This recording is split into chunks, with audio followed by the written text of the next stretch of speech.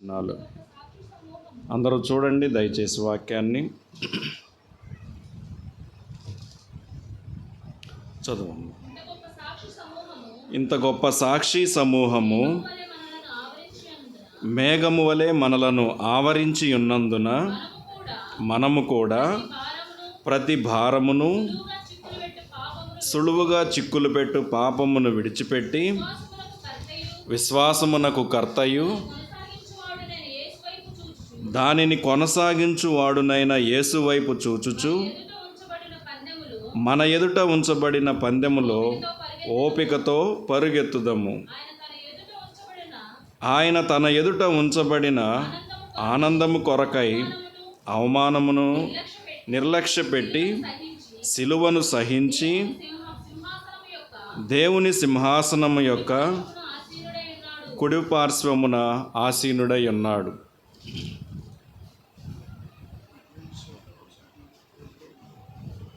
పన్నెండో అధ్యాయం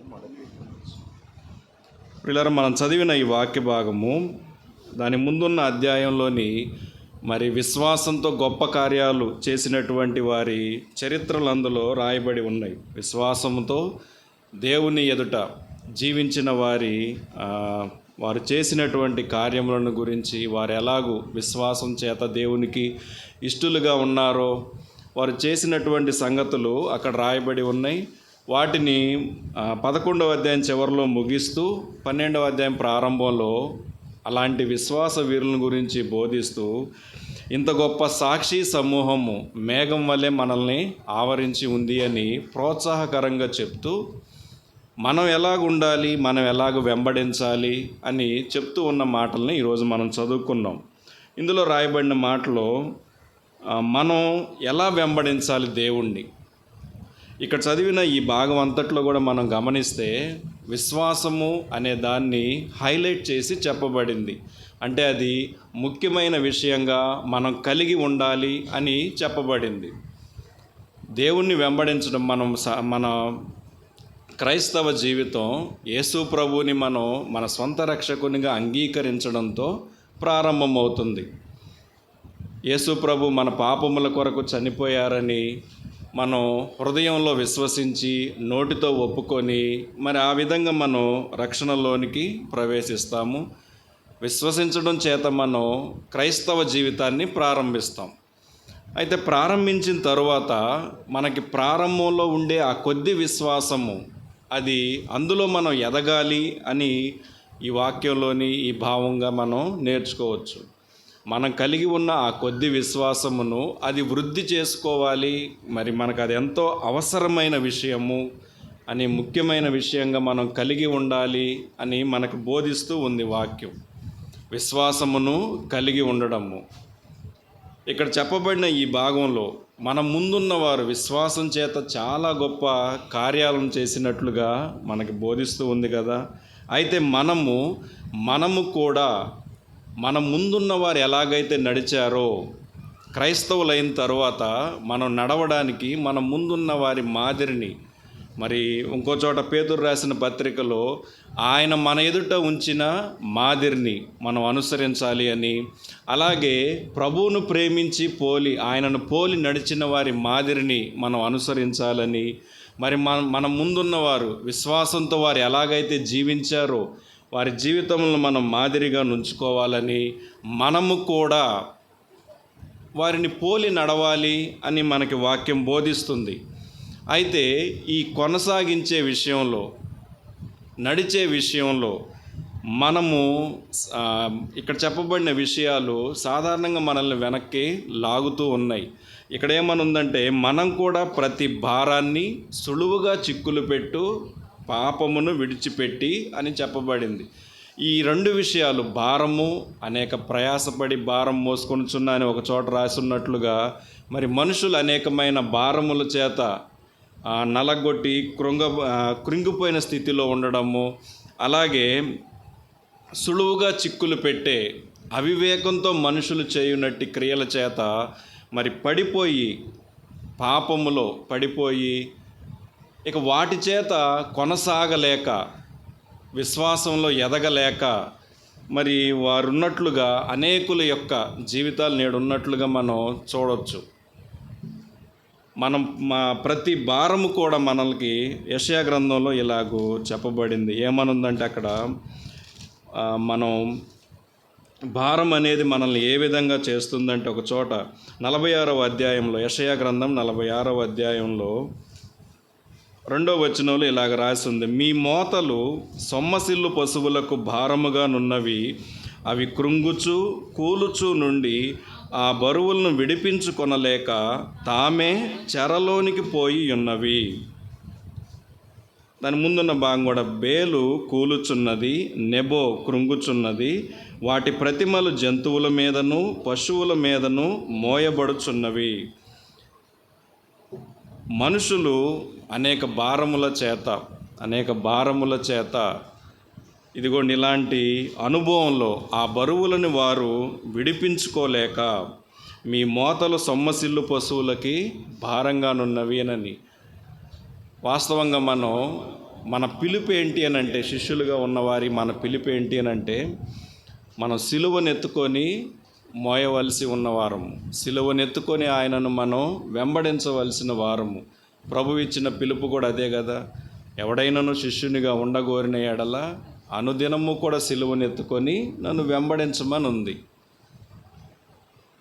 వాస్తవంగా మనం ఇలాగ ఉండవలసిన దానికి బదులుగా అనేకమైన భారాలు మోసుకొనుచు, వాక్యంలో ఇలాగ కీర్తనలో చెప్పబడి ఉన్నా సరే, నీ భారము యెహోవా మీద మోపము అని ఉన్నప్పటికీ కూడా మనుషులు ప్రతి భారాన్ని ఇదిగోండి ఇలాగా తీసుకోవడం చేత మీ మోతలు సొమ్మసిల్లు పశువులకి భారంగా ఉన్నట్లుగా మనుషులు వాటిని మోయలేక అనేక భారములను వారి మీద ఉంచుకొనడం చేత, వాక్యంలో చెప్తూ ఉన్నప్పటికీ కూడా అలాగున కాక ఈ భారములను వారి మీద ఉంచుకొనడం చేత అవి వారిని ఏం చేస్తూ ఉన్నాయంటే, విడిచిపెట్టాల్సిన భారాన్ని వారే మోయుచు కృంగుచు కూలుచు కృంగిపోతూ ఉన్నారు, కూలిపోతూ ఉన్నారు.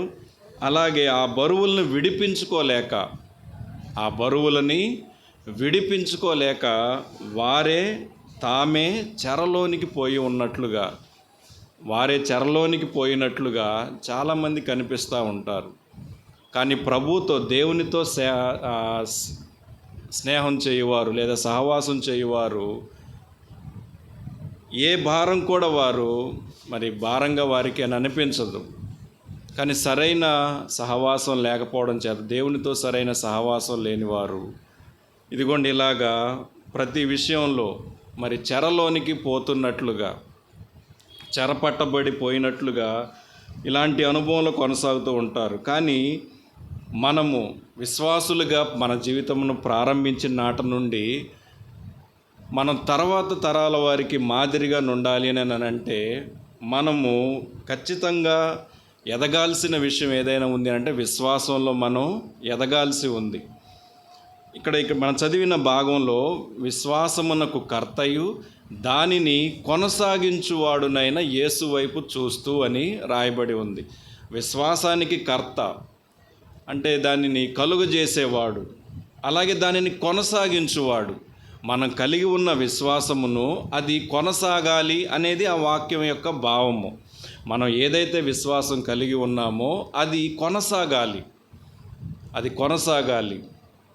చాలా మటుకు అలాగా వారి విశ్వాసము వృద్ధి చెందనందువల్ల, వారి విశ్వాస ప్రేమలు అధికం కాకపోవడం చేత, అందులో ఎదగకపోవడం చేత కొనసాగింపు విషయంలో, దానిని కొనసాగించే విషయంలో అది లేనట్లుగా కనిపిస్తూ ఉంటుంది. ఇంకో చోట కూడా తెస్సలోని పత్రికలో ఈ మాట చాలా విలువైనవి మనం చూద్దాము. మన విశ్వాసంలో ఉండే లోపము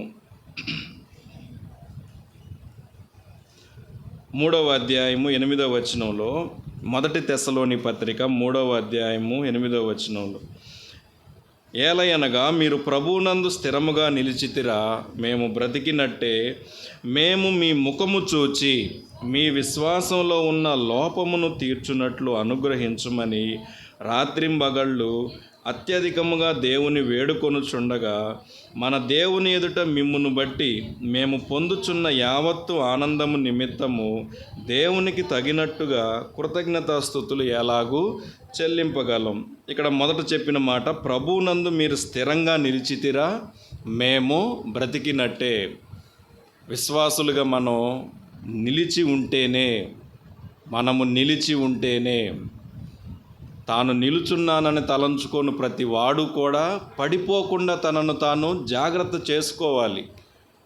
పడిపోకుండా, శోధనల్లో పడిపోకుండా మెలకువగా ఉండునట్లుగా, మరి ప్రభు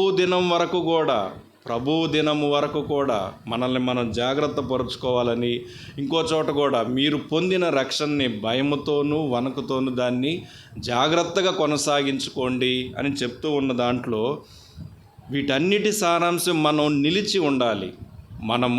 నిలిచి ఉండాలి. అందుకొరకు మనకు విశ్వాసము ఎంతో అవసరం. విశ్వాసం లేని వారు విడిచిపెడతారు.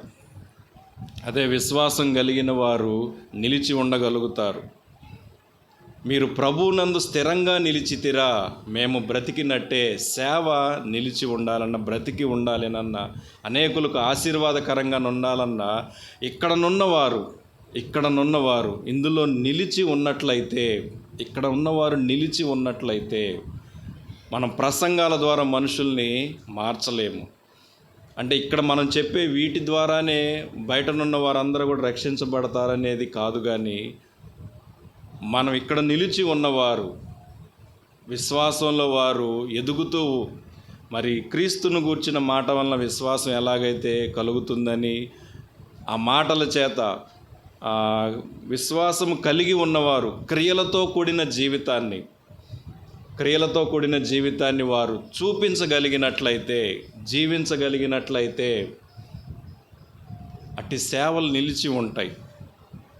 మనం కేవలం ప్రసంగాల ద్వారా మనుషుల్ని మార్చలేం, కానీ క్రియలతో కూడిన జీవితాన్ని మనుషులు ఎదుట, ఇప్పుడు మనం చదివిన భాగంలో ఎప్పుడో ఇక్కడ ఇందులో రాయబడిన ఈ వ్యక్తులందరూ కూడా ఎప్పుడో జీవించిన వారు, కానీ వారు దేవుని యందు విశ్వాసం ఉంచి వారు చేసినట్టి క్రియలన్నిటిని గురించి కూడా, హేబేలు చేసిన సంగతులను కూడా మనం ఈరోజు మాట్లాడుకుంటున్నాం. అతడు విశ్వాసం కలిగి అర్పించిన అర్పణలను గురించి కూడా మనం మాట్లాడుకుంటున్నాం. హానోకు దేవునికి విశ్వాసం కలిగి దేవునికి ఇష్టడుగా ఉన్న దాన్ని బట్టి గురించి కూడా ఈరోజు మనం మాట్లాడుకుంటున్నాం.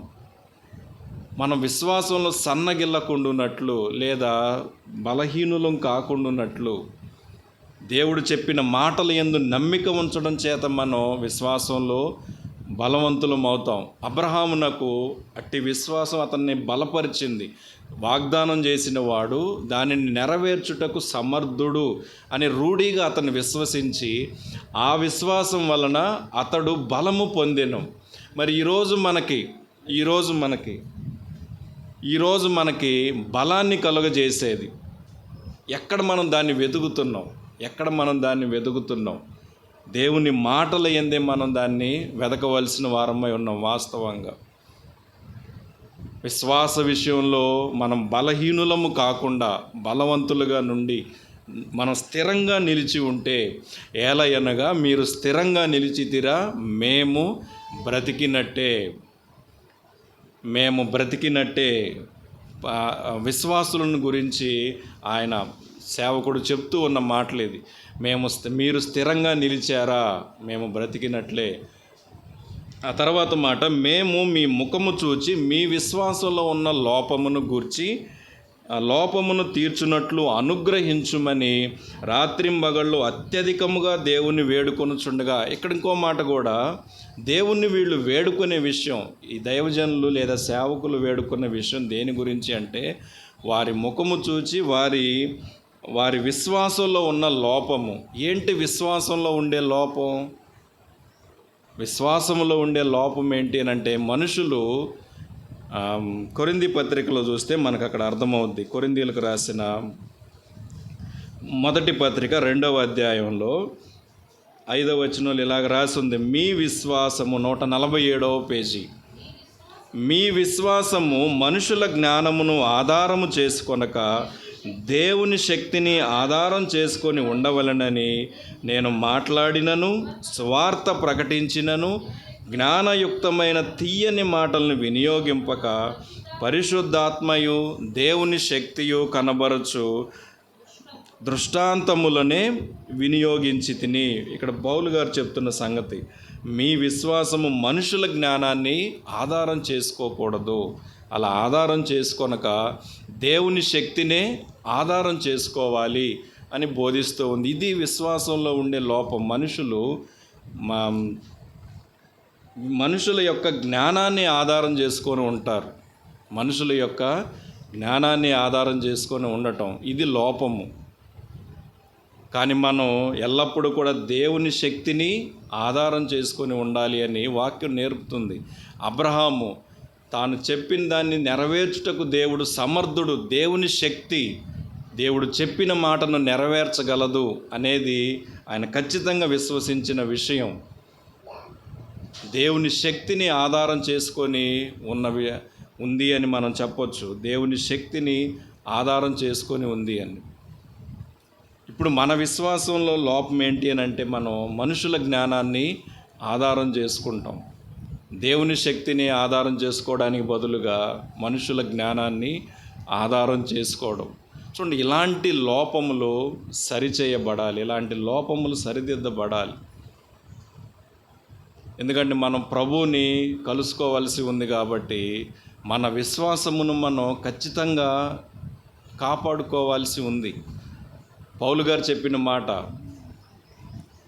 మంచి పోరాటాన్ని నేను పోరాడి తిని అని చెప్తూ, నా విశ్వాసమును నేను కాపాడుకున్నాను, నా విశ్వాసమును నేను కాపాడుకున్నాను. దేవుని ఎదుట ఉంచవలసిన విశ్వాస ప్రేమల విషయంలో నేను కాపాడుకున్నాను, నా విశ్వాసాన్ని నేను కాపాడుకున్నాను. నేటి తరంలో మనం అలాగా కాపాడుకున్నట్లయితే మనం తర్వాత తరాల వారికి కూడా, ఇది తిమోతి జీవితంలో కూడా మనం చూస్తాం. తిమోతి జీవితంలో కూడా విశ్వాసం ఇలాగా మొదట నీ అవ్వలోను, తర్వాత నీ తల్లిలో, నీ తల్లి అయిన యూనికేలోను నీ యందు సహా ఈ విశ్వాసము వసించుచున్నది అని నేను రూఢిగా నమ్ముచున్నాను చెప్పినట్లు, ఈ తరంలో మనం ప్రభువుని సేవించేటటువంటి గొప్ప భాగ్యం దొరికింది మనకి ఈ తరములో.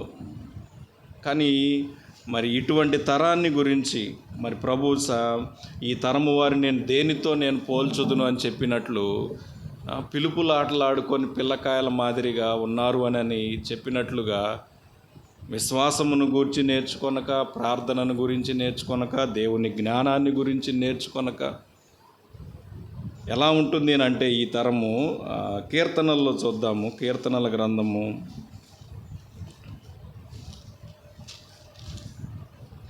95వ అధ్యాయము 9వ వచనంలో,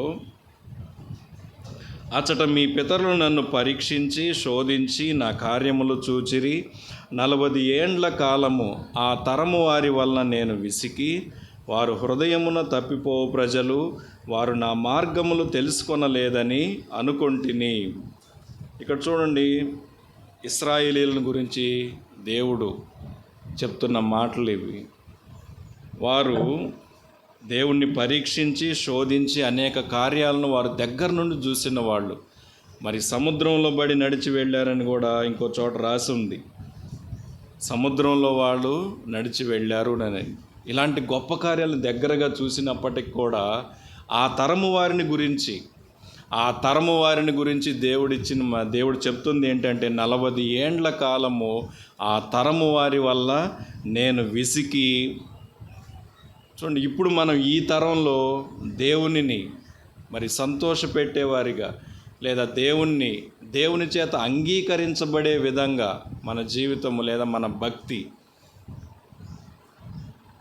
ఈ తరములో మనం సేవించుచున్న మనము దేవుని ఎదుట ఎలాంటి సాక్ష్యాన్ని మనం పొందుతున్నాం? దేవుని చేత ఎలా పిలువబడుతున్నాం, ఇంకో విధంగా ఆలోచిస్తే దేవుని చేత మనం ఎలా పిలువబడుతున్నాం. ఒక సందర్భంలో ప్రభు ఇలా పిలవాల్సి వచ్చింది, విశ్వాసము లేని మూర్ఖతరము వారలారా, ఎంతకాలము నేను మిమ్మును సహింతునునని. వాక్యం చదవకపోవడం చేత, ప్రార్థన చేయకపోవడం చేత, దేవునితో సరైన సహవాసం లేకపోవడం చేత అనేకులు విశ్వాస విషయంలో బలహీనులుగానే ఉన్నారు. ఇది వాస్తవమైన సంగతి.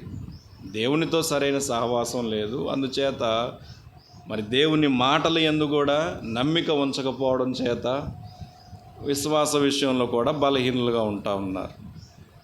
ఇక్కడ వీళ్ళు చాలా కార్యాలను చూసినప్పటికి కూడా, ఇశ్రాయేలీయులు చాలా కార్యాలను చూసినప్పటికి కూడా, ఆ తరము వారి వల్ల నేను విసిగిపోయి ఉన్నాను. 40 ఏండ్ల కాలము సగటున మరి నేటి విశ్వాసులుగా ఉన్నటువంటి వారు సగటున వారు దేవుని సేవించే కాలం 30 లేదా 40 సంవత్సరాలు ఉంటుంది. ఎందుకంటే చాలామంది దేవుణ్ణి ఆలస్యంగా తెలుసుకోవచ్చు, లేదా ముందుగానే తెలుసుకున్నప్పటికీ వారి ఆయుష్కాలాన్ని బట్టి మనం సగటును లెక్కేస్తే 40 ఏండ్లు లేదా 30 నుంచి 40 ఏండ్ల మధ్య కాలం ప్రభువుని సేవిస్తారు.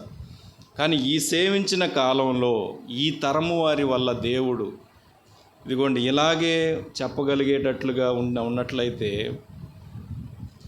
ప్రయోజనం ఏమీ ఉండదు కదా. ఆ తరమును గురించి దేవుడు చెప్తున్నాడు, 40 ఏండ్ల కాలము ఆ తరము వారి వల్ల నేను విసిగిపోయాను. దేవుణ్ణి విసిగించేటటువంటి ప్రజలుగా ఉన్నట్టుగా నేడు మనం అలాగ ఉండకూడదు. అంతేకాదు ఏమని చెప్తున్నారంటే, వారు హృదయమున తప్పిపోయే ప్రజలుగా ఉన్నారు. అంటే వారు హృదయములో కోరుకునే సంగతులు, హృదయంలో వారు తప్పిపోయే ప్రజలుగాను, అలాగే నా మార్గములను తెలుసుకొనలేదని నేను అనుకుంటుని. దేవుని మార్గాలు ఎంత చక్కగా బోధించబడుతున్నప్పటికీ కూడా అవి తెలియనట్లుగానే జీవిస్తూ ఉన్నారు అని చెప్పినట్టు. చూడండి, ఈ తరములో దేవుని సేవించే కృప పొందిన మనము ఇలాగ దేవుణ్ణి విసిగించు వారిగా కాక, ఇక్కడ చెప్పినట్లుగా మన ముందున్నటువంటి సాక్షి సమూహము, మన ముందు మాదిరి ఉంచిపోయినటువంటి వారి మాదిరిని చూసి మనం కూడా ప్రతి భారాన్ని విడిచిపెట్టాలి. అలాగే సులువుగా చిక్కులు పెట్టే ప్రతి పాపాన్ని విడిచిపెట్టాలి, ప్రతి పాపమును విడిచిపెట్టాలి. పొద్దున సేవకులు చెప్పినట్లు దేవుడు చెయ్యొద్దు అని చెప్పిన వాటిని చేయకుండా ఉండాలి. దేవుడు చెయ్యొద్దు అని చెప్పిన వాటిని చేయడం పాపమే అవుతుంది. దేవుడు చేయమన్న వాటిని చేయకుండా ఉండటం కూడా పాపమే అవుతుంది. అనేక మంచి విషయాలను దేవుడు చేయమని చెప్పినవి ఉన్నాయి. ప్రేమించుటలో దేవుడు చెప్పిన మాటలు, ఆజ్ఞలు ఉన్నాయి. నిన్ను వలె నీ పొరుగువారిని ప్రేమించుమని చెప్పిన మాట, నీ దేవుణ్ణి ప్రేమించమని చెప్పిన మాట, ఆజ్ఞలన్నిటిలో ప్రధానమైనదిగా చెప్పబడిన ఇలాంటి ఆజ్ఞలు, ఇవి మనం నెరవేర్చకపోవడం కూడా పాపం చేయడమే అవుతుంది. సులువుగా చిక్కులు పెట్టే పాపము మన ఆత్మీయ ప్రగతికి ఎంతో అడ్డంగా ఉండగలదు. మన దేహాన్ని దేవుని ఆలయంగా మనం ఖచ్చితంగా కాపాడుకోవాలి.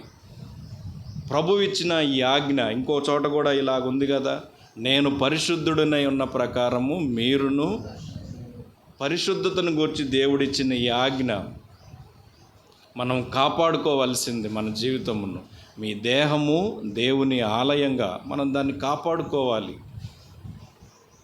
మన పశువుల స్థితిని, మన పశువులను మనం ఎలాగైతే వాటిని ఎలాగైతే మనం కాపాడుకుంటూ ఉంటామో, అంతకంటే దేవుడు ప్రేమించిన మనల్ని, మనం దేవుని చేత ప్రేమించబడ్డాము. ఇంకా మనం ఎంత జాగ్రత్తగా మనల్ని మనం కాపాడుకోవాలి దేవుని ఆలయంగా. దేహమునకు ఇంకో చోట కూడా చూసే వాటి విషయంలో కూడా చాలామంది చెరలోకి పోయినట్లుగానే ఉంటారు.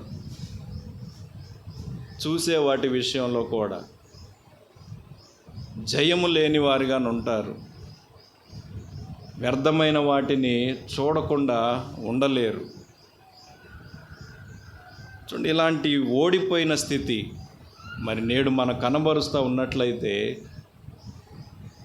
ఇదిగో ఇందాక చెప్పినట్లుగా మీరు స్థిరంగా నిలిస్తేనే, ఓడిపోయి ఉంటే బ్రతికినట్లు కాదు. మీరు స్థిరంగా నిలిచి ఉంటేనే బ్రతికినట్లు.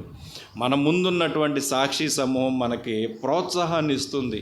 అందుకని మనం కూడా ప్రతి భారాన్ని విడిచిపెట్టాలి. సులువుగా చిక్కులు పెట్టే ప్రతి పాపాన్ని మనం విడిచిపెట్టాలి. అప్పుడే మనం ముందుకి కొనసాగలుగుతాం. పాపము ఎప్పుడూ కూడా మనుషుని వెనుకకే లాగుతుంది, దేవుని సహవాసం నుండి దూరం చేస్తుంది. అంతేకాకుండా ఆయన మనసును కూడా అది ఎంతో గాయపరుస్తుంది.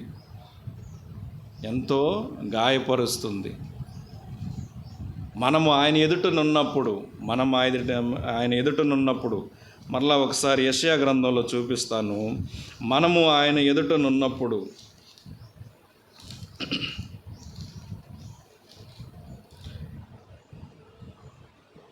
48వ అధ్యాయం 8వ వచనంలో ఇలాగ రాసి ఉంది. ఇలాంటి ఒక సాక్ష్యాన్ని ప్రియులారా మనం సంపాదించుకోకూడదు. 48వ అధ్యాయం 8వ వచనంలో, అవి నీకు వినబడనే లేదు, నీకు తెలియబడనే లేదు, పూర్వము నుండి నీ చెవి తెరవబడనే లేదు. ఈ మాట చూడండి. నీవు అపనమ్మకస్తుడవై నీ తల్లి గర్భమున పుట్టినది మొదలుకొని తిరుగుబాటు చేయువాడవని అనిపించుకొంటివని నాకు తెలియను. మనం ఎలాగ అనిపించుకుంటున్నాం అంటే మనల్ని గూర్చిన సాక్ష్యం ఎలాగా మనం ఇక్కడ కలిగి ఉంటున్నాం. దేవుని చేత ప్రేమించబడి ఏర్పరచుకోబడినటువంటి మనము, దేవుని సొత్తైన ప్రజలుగా పిలువబడుతున్న మనము, చీకట్లో నుండి వెలుగులోనికి, ఆశ్చర్యకరమైన తన వెలుగులోనికి పిలువబడిన మనము ఎలాగా మనల్ని గూర్చి అనిపించుకుంటా ఉన్నాం. సాధారణంగా ఒక మాట అనిపించుకోవాలంటే మనుషులు దాన్ని చాలా పట్టించుకుంటారు. నన్ను ఏదైనా ఒక మాట అంటే, నన్ను ఇలాగ అన్నారని మాటలు చాలా ఆ విషయంలో పట్టింపును కలిగి ఉంటారు కదా. కానీ మనల్ని ప్రేమించి మనల్ని వెదకి రక్షించిన మన ప్రభు మనల్ని గురించి ఏమనుకుంటా ఉన్నారు, లేదా మనం ఎలాగ అనిపించుకుంటా ఉన్నాం. ఇక్కడ రాసిన భాగంలో చూడండి. నీవు అపనమ్మకస్తుడవై నీ తల్లి గర్భమున పుట్టినది మొదలుకొని తిరుగుబాటు చేయువాడవని అనిపించుకొంటివని నాకు తెలియను. అపనమ్మకస్తుడవై నీవు ఉన్నావునని. కానీ ప్రభు ఎవరిని మెచ్చుకున్నట్లుగా సువార్తల్లో మనకి రాయబడి ఉంది? తనకు అప్పగింపబడిన వాటిని నమ్మకంగా కాపాడుకున్న వ్యక్తి. బలా మంచి నమ్మకమైన దాసుడు అని పిలువబడినట్టు మనలో దేవుడు పుట్టించిన ఈ విశ్వాసము మన క్రియలతో కూడిన దానిగా ఉన్నట్లుగా బయట మనం జీవించినట్లయితే అది మెచ్చుకునే విధంగానే ఉంటుంది. మనకివ్వబడిన కృప విషయంలో మనం నమ్మకస్తులుగా ఉండాలి. మనకు చూపబడిన కృప విషయంలో మనం నమ్మకస్తులుగా ఉండాలి. మనం మిగిలిన వారందరికంటే కూడా కృప పొందిన వారమై, కనికరించబడిన వారమై, ఆయన కృపచేత రక్షించబడిన వారమై, ఆయన మందిరావరణంలో నేడు మనం ఉన్నాము. రక్షణ ఆయన ప్రాణము పెట్టుట చేత మనకు కలిగింది. మనం రక్షించబడటము దేవుని యొక్క సంకల్పము. మనం రక్షించబడిన తర్వాత మనం కొనసాగే విషయంలో అపనమ్మకస్తులుగా ఉండకూడదు. కుటుంబంలో మరి భార్యాభర్తలు నమ్మకాన్ని గనక వారి మధ్య ఉండే నమ్మకాన్ని పోగొట్టుకుంటే, వారి మధ్య ఉండే నమ్మకాన్ని, ప్రేమకు పునాది మరి నమ్మకాల నుండే కలుగుతుంది కదా. పోగొట్టుకున్నట్లయితే, అపనమ్మకస్తులుగా ఉంటే ఆ కుటుంబం ఎలాగ నిలిచి ఉంటుంది? అక్కడ ఏం చూస్తాం మనం? నిత్యము కలహాన్నే మనం అక్కడ చూస్తాం. ఇప్పుడు దేవుడు మనల్ని చేయమన్న వాటి విషయంలో కూడా, లేదా కొనసాగే విషయంలో కూడా, దేవుని ఎదుట మనం జీవించే విషయంలో కూడా మనం అపనమ్మకస్తులుగా ఇలాంటి పేరును సంపాదించుకుంటే మన రక్షణ వల్ల ఏంటి ప్రయోజనము కదా. అందుకనే సకలమైన ఆజ్ఞల చొప్పునను విధుల చొప్పునను నడుచుకొనుచు నమ్మకస్తులుగా మనం ఉండాలి. అంతేకాదు ఇంకా తిరుగుబాటు చేసే స్వభావము చూడండి, ఇది కూడా ఖచ్చితంగా మానుకొనవలసింది. ఏంటి తిరుగుబాటు చేయడం అంటే, మనుషుల్ని ఎదురెదురుగా మనం మాట్లాడినప్పుడు తిరుగుబాటు చేయడం అది కాదు. మన లోపట నుండి ఉన్న ఆత్మ మనల్ని ప్రేరేపిస్తూ ఉన్నప్పుడు ఆ స్వరాన్ని మనం వినకపోవడం కూడా తిరుగుబాటు చేయనట్టు స్వభావమే అది. ప్రార్థించమని నిన్ను పురికొల్పుతూ ఉండగా, ప్రేరేపిస్తూ ఉండగా ఆ స్వరాన్ని వినకపోవడం కూడా, దేవుడు ఈ త్రోవలో వెళ్ళొద్దు అని చెప్పినప్పుడు కూడా మరి అది వినకుండా ఉండటం కూడా తిరుగుబాటు చేయనట్టు స్వభావమే అది. మరి యెషయా గ్రంథంలో ఉన్నట్లుగానే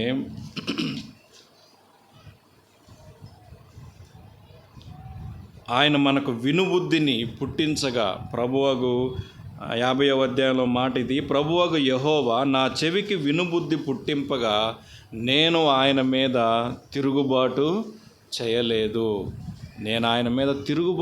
ఎప్పుడు వినుబుద్ధి ఆయన నాకు పుట్టించగా. మన లోపట నుండి మనస్సాక్షి స్వరం ద్వారా దేవుడు మాట్లాడే మాటకి మనం వినేవారిగా ఉండాలి. మనం ఈ తరములో దేవుడిని సేవిస్తూ ఉన్నప్పుడు మన వల్ల ఇలాంటి సాక్ష్యము కాక మనం విశ్వాసంలో ఎదిగిన వారమై దాన్ని కొనసాగించే వారిగా ఉండాలి. అలా కొనసాగాలి అంటే మనం చేయాల్సింది, విడిచిపెట్టాల్సిన సంగతులు ఉన్నాయి. వాటిని మనం విడిచిపెట్టాలి. ప్రతి భారాన్ని విడిచిపెట్టాలి. అలాగే మనల్ని ఎదగకుండా చేసేటటువంటి సులువుగా చిక్కులు పెట్టే ప్రతి పాపాన్ని కూడా మనం విడిచిపెట్టాలి. ఆ తర్వాత మాట, విశ్వాసమునకు కర్తయు దానిని కొనసాగించువాడునైన యేసు వైపు చూస్తూ మన జీవితంలో మనం ప్రతి భాగంలో కూడా మనం యేసుక్రీస్తును చూడగలిగితే, అంటే మనకి కలిగేటటువంటి ప్రతి విషయంలో కూడా, అది సమస్య కావచ్చు, ఇబ్బందే కావచ్చు, లేదా శ్రమే కావచ్చు, మన మీదకు వచ్చు ఏ విషయంలోనైనా సరే, మనల్ని ఇబ్బంది పెట్టు దేన్నైనా సరే, అది ఇబ్బంది కొలిమైనా సరే, మనం యేసు వైపు చూచినప్పుడు మనలో విశ్వాసం కలుగుతుంది. ఎందుకంటే ఆయన విశ్వాసమునకు కర్త కనుక మనకు ఒక గొప్ప రక్షకుడు ఉండడం, క్రీస్తు మన కొరకు అనుగ్రహింపబడటము, ఇది నిజముగా గొప్ప సంగతి. ఎందుకంటే మనము అనాథలుగా విడవబడకుండా, చూడండి, మనకి ఏదైనా కలగగానే మనం సాధారణంగా ఏం చేస్తూ ఉంటాం, వెంటనే ప్రార్థన చేయడానికి చూస్తూ ఉంటాం. ఇలా మొరను ఆలకించే ఒక రక్షకుడు దేవుడు మనకు ఉండడం నిజంగా గొప్ప భాగ్యం ఇది. అందుకని అనుదిన జీవితంలో మనం ఆత్మీయంగా ఎదగాలి అన్న యేసు వైపు చూడడం మనం నేర్చుకోవాలి. మనుషుల వైపు కాదు. ప్రారంభంలో చెప్పినట్లుగా మనుషుల జ్ఞానాన్ని ఆధారం చేసుకుంటే మన విశ్వాసము వట్టిదేనండి. కానీ దేవుని శక్తిని ఆధారం చేసుకున్నప్పుడు, మనం సేవించుచున్న దేవుడు ఇది చేయగలడు అని ఖచ్చితంగా మనం విశ్వసించినప్పుడు, అప్పుడు మనం ఎదుగుతాము. విశ్వాసమునకు కర్తయు దానిని కొనసాగించువాడునైనా యేసు వైపు చూస్తూ మనం కొనసాగాల్సి ఉంది. ఇంకో చోట కూడా 1 యోహానులో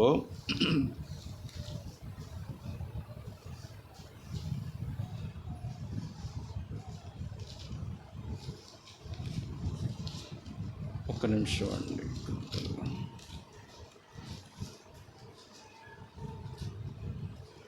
యాకోబు రాసిన పత్రిక 2వ అధ్యాయంలో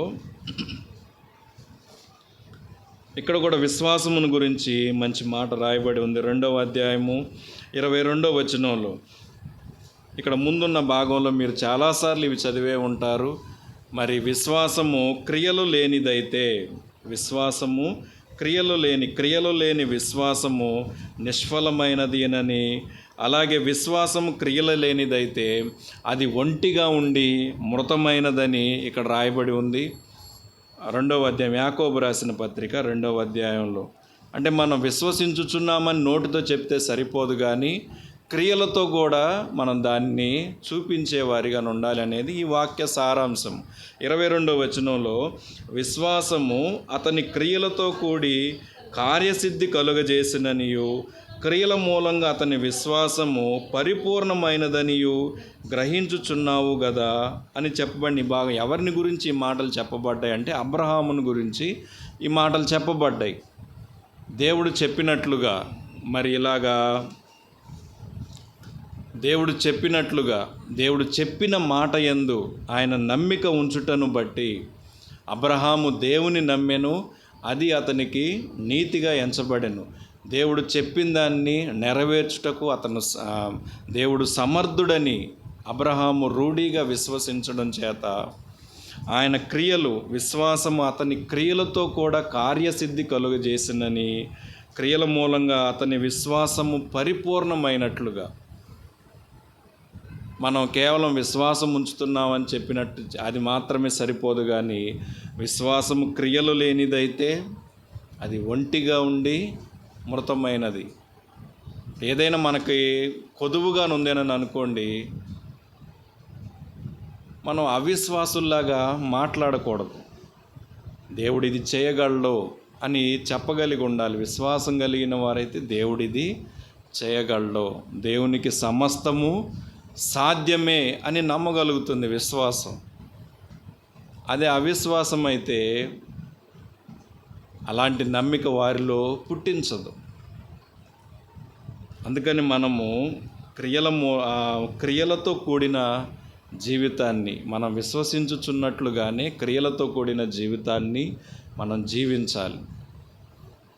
మనం పరిపూర్ణులం అవ్వాలి అని ఈ విషయంలో మనకి బోధిస్తూ ఉంది. నేను విశ్వసించుచున్నాను అని క్రియలు లేకుండా జీవించడం కాదు, మీరు క్రియలతో కూడిన దాన్ని జీవించాలి అని వాక్యం మనకు బోధిస్తుంది. అంతేకాకుండా కొనసాగాలి. మన విశ్వాసము పరిపూర్ణమైనదైతే అది కొనసాగలుగుతుంది. విశ్వాసమునకు కర్తయు దానిని కొనసాగించువాడునైనా యేసు వైపు మనం చూస్తూ మన ఎదుట ఉంచబడిన పందెంలో మనం ఓపికతో పరిగెత్తాలి. సో మనం ఫలించాలినన్నా ఓపిక చాలా అవసరం. సువార్త ప్రకారం మనం జీవించాలినంటే ఖచ్చితంగా ఓపిక ఉండాలి, ఖచ్చితంగా ఉండాలి అవి.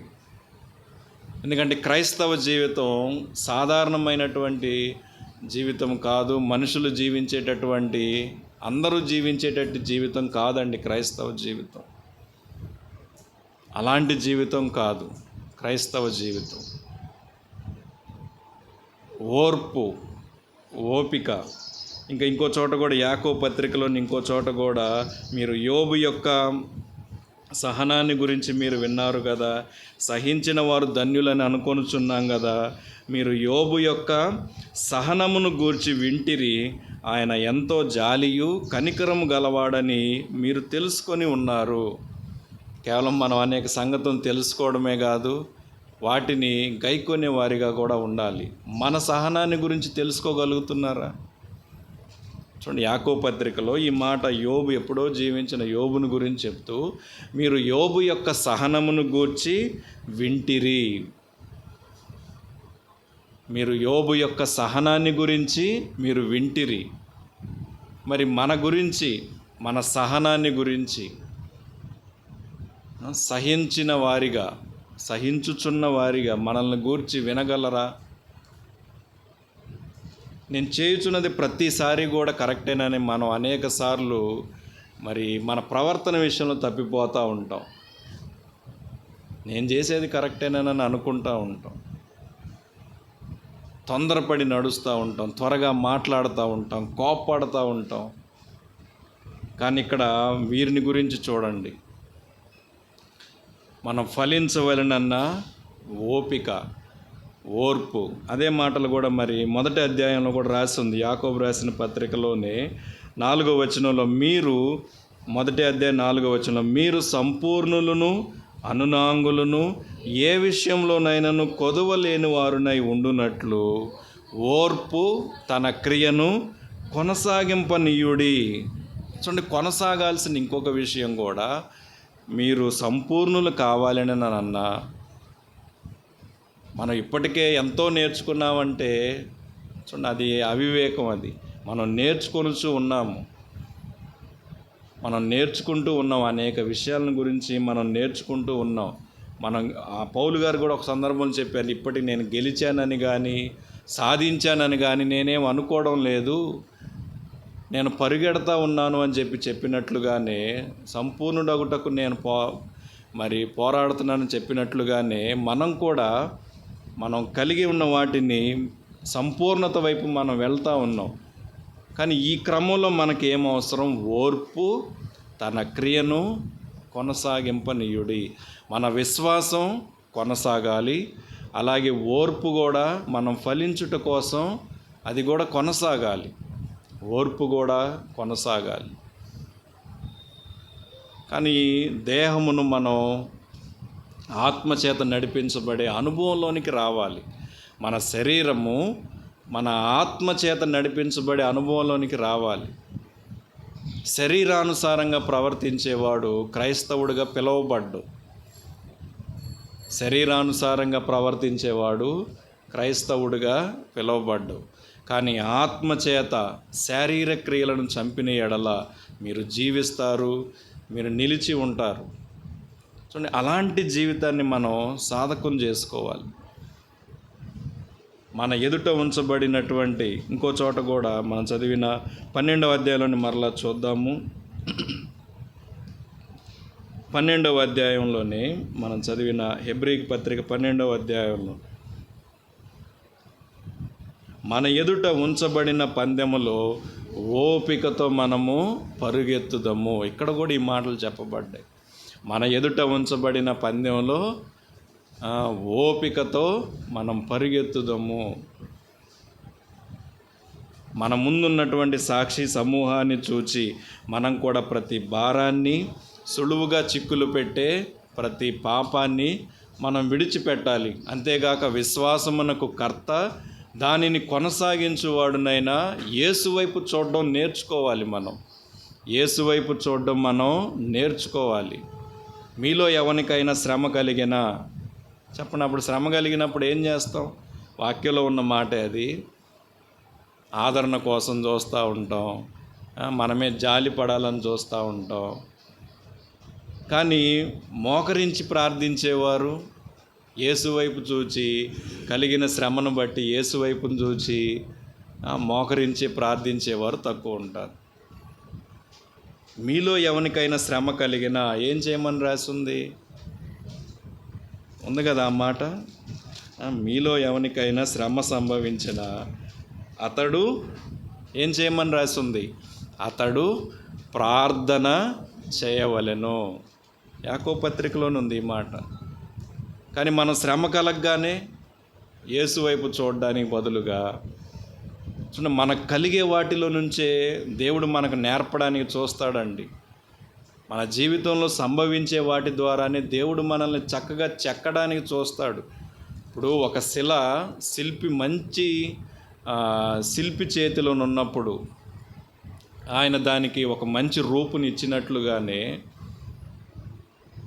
మనము కూడా మరి నేను నేర్పరి అయిన శిల్పకారుని వల్లే పునాది వేసి తిని లేదా చెక్కి తిని అని అన్నట్లుగా దేవుడు మంచి శిల్పకారుడు కదా. ఇప్పుడు దెబ్బలు లేకుండా ఆ శిల అన్నది ఒక రూపంలోనికి రాదు. ఇది వాస్తవమైన సంగతి. అనేక దెబ్బల చేతనే అది ఒక మంచి రూపంలోనికి వచ్చినట్లుగానే శ్రమల్లో నుండే మనం మంచి క్రైస్తవ్యంలోనికి మనం నడిపించబడతాం. ఇంకా శ్రమల్లో నుండే మనం దేవునికి దగ్గరగా నడుస్తాము. శ్రమ లేదనుకోండి, నిర్విచారమైన సుఖస్థితిని కోరుకుంటే, పాత నిబంధనలో రాసింది ఈ మాట, నిర్విచారమైన సుఖస్థితి అది మనకి ఏమీ నేర్పదు.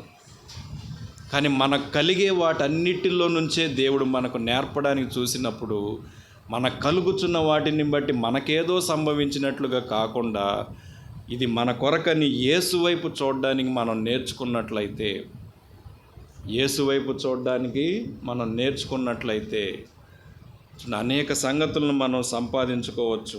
మన ఎదుట ఉంచబడిన పందెములో ఓపికతో పరుగెత్తుదము. ప్రభు ప్రవర్తించిన విధానము, ప్రభు మాట్లాడిన విధానము, ఓపికతో ఆయన నడుచుకొనిన విధానము చూడండి. వీటన్నిటిని కూడా మనం, సువార్త అన్నది కేవలం వినడానికి కాదు, సువార్త అనేది మనం జీవించడం కోసమని మొదట మన మటుకు మనకి మంచి అవగాహన ఉండాలి. సువార్త అనేది ఇప్పుడు ప్రకటించబడే ఈ వాక్యము కేవలం వినడానికి కాదు, మనం జీవించడం కోసమని మొదట మనం బాగుగా తెలుసుకోవాలి ఆ సంగతిని. మనం జీవించడం కోసం పిలువబడ్డవారం. ఆయన ఆజ్ఞల చొప్పున సకలమైన, మరి లోకాసువార్త 1వ అధ్యాయంలో ఎలిజబెత్, జకర్యా వారిని గురించి ఉన్న ఒక మంచి సాక్ష్యము. వీరు సకలమైన ఆజ్ఞల చొప్పున, న్యాయ విధుల చొప్పున నడుచుకొనొచ్చు నిరపరాధులుగా నున్నారునని, దేవుని దృష్టికి నీతిమంతులుగా ఉండిరని. చూడండి, ఇలాంటి జీవితం జీవించడం కోసం మనం పిలువబడ్డవారం. మనం ప్రభు ఎదుట నడుచుకొనున్నప్పుడు ఆయన తన ఎదుట ఉంచబడిన ఆనందం కొరకై అవమానాన్ని నిర్లక్ష్యపెట్టి సిలువను సహించి దేవుని సింహాసనం యొక్క కుడి పార్శ్వమున ఆయన ఆసీనుడై ఉన్నట్లుగా మన ప్రభువు నడిచిన మాదిరి ఇది. ఆయన తన ఎదుట ఉంచబడిన ఆనందం కొరకై, పరలోకంలో మనం పొందబోయేటటువంటి ఆనందం కొరకై, రాబోయే కాలంలో వాస్తవమైన జీవమును సంపాదించుకుందుమని ఒక శుభప్రదమైన నిరీక్షణతో మన ఎదుట ఉంచబడిన ఆనందం కొరకు, ప్రభువును కలుసుకుంటామనే ఒక గొప్ప ఆనందం కొరకు ఇప్పటి కాలపు శ్రమలనే కానీ, లేకపోతే ఇప్పటి కాలపు సంగతులనే కానీ, వీటిని ఏవి కూడా పెద్దగా పట్టించుకోకుండా నిర్లక్ష్య పెట్టడం మనం నేర్చుకోవాలండి. నిర్లక్ష్య పెట్టడాన్ని మనం నేర్చుకోవాలి. కానీ దురదృష్టం ఏంటంటే, మనం ఈ గ్రంథాన్ని నిర్లక్ష్య పెడతాం,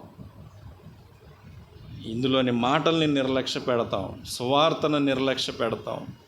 మనకేదో తెలుసు అన్నట్లుగా మనం నడవడానికి చూస్తాం. ఎవరైనా చెప్పినా సరే దాన్ని మనం వినము, పట్టించుకోము. సేవకుని మాటను కూడా మనం పట్టించుకోము. నిర్లక్ష్య పెట్టాల్సిన సంగతుల్ని వాస్తవంగా మనం నిర్లక్ష్య పెట్టాం. ఆయన తన ఎదుట ఉంచబడిన ఆనందం కొరకు అవమానాన్ని ఆయన నిర్లక్ష్య పెట్టినట్లుగా, మనం ఆత్మీయంగా ఎదగడానికి అడ్డుగా ఉన్న ప్రతి దానిని కూడా విడిచిపెట్టడమే కాదు, మనం పొందబో దాని కొరకు, అట్టి ఆనందం కొరకు ప్రభు నిర్లక్ష్య పెట్టినట్లుగా మనం నిర్లక్ష్య పెట్టడం నేర్చుకోవాలి.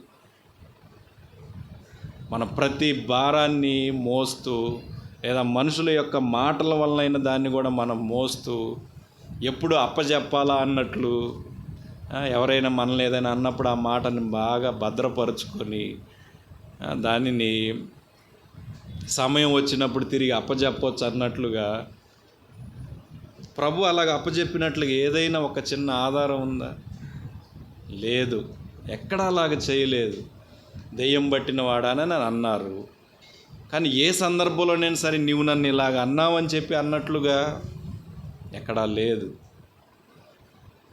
ఇస్కరియోతు యోధాతో కూడా ప్రభు, ఆయనను అప్పగించిన ఇస్కరియోతు యోధాతో కూడా ప్రభు వ్యవహరించిన విధానం, లేదా ప్రభు అతనును ఆప్యాయంగా పలకరించిన విధానం, చెలికాడా అని పిలిచినట్లుగా ఎక్కడ కూడా తిరిగి మరలా చెప్పినట్లుగా లేదు. చూడండి, ఇలాగ మనం నిర్లక్ష్య పెట్టడం, మనం ఆత్మీయంగా ఎదిగేవారిగా ఉండాలి. నిర్లక్ష్య పెట్టి ప్రభు ఎలాగైతే సిలువను సహించి నడుచుకొని ఉన్నారో, చాలామంది క్రైస్తవ జీవితం అంటే సిలువ లేనటువంటి జీవితాన్నే కోరుకోవడానికి చూస్తారు. సిలువ అనేది వారికి లేకుండా ఉండాలని, శ్రమ అనే అనుభవం లేకుండానే ఉండే కొనసాగే జీవితాన్ని చూస్తారు. సిలువ లేనిదే క్రైస్తవ జీవితం లేదు.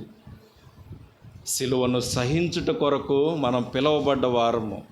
ప్రభు అలాగ నడిచారని వాక్యంలో ఉంది. సిలువను ఆయన సహించెను అని.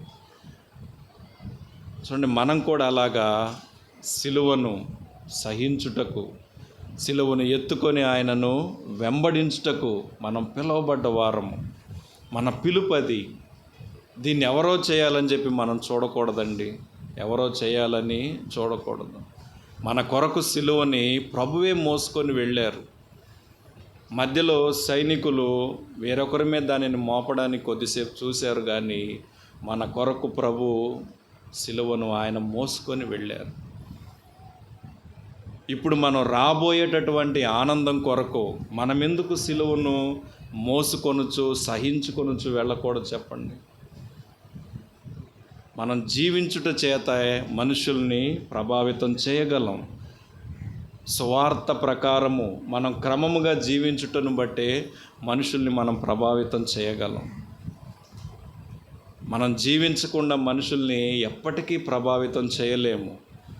సిలువను గూర్చిన వార్త మన హృదయపు లోతుల్లో అది బలంగా ఉండాలి. ఇక్కడ వాక్యం చెప్పినట్లుగా మనం అలాగా మన ముందు నడిచిన వారి మాదిరిని అనుసరించున్నట్లుగా మనల్ని మనం జాగ్రత్త పరుచుకుందాం. ప్రార్థన చేసుకుందాం.